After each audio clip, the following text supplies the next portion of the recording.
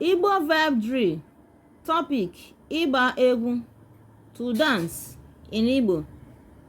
Igbo English. Ana m agba egwu. Ana m agba egwu. Meaning, I am dancing. Ị gbara egwu. Ị gbara egwu. You danced. You in Igbo is a. Ọ ga-agba egwu. Ọ ga-agba egwu. It means he, she, it will dance. Remember, all is a pronoun in Igbo. Nnọchiaha. All represents he, she, it. Ha chọrọ ịgba egwu. Ha chọrọ ịgba egwu. Meaning, they want to dance. Anyị na-agba egwu. Anyị na-agba egwu.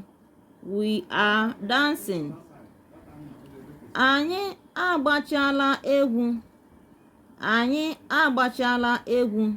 Meaning, we have finished dancing. Ịgba egwu na-amasị m.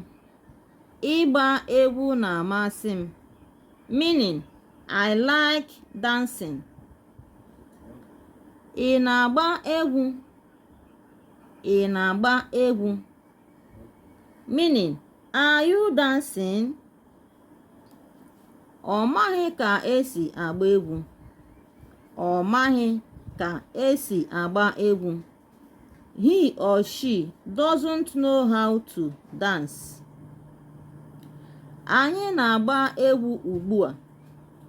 Anyị na-agba egwu ugbu a.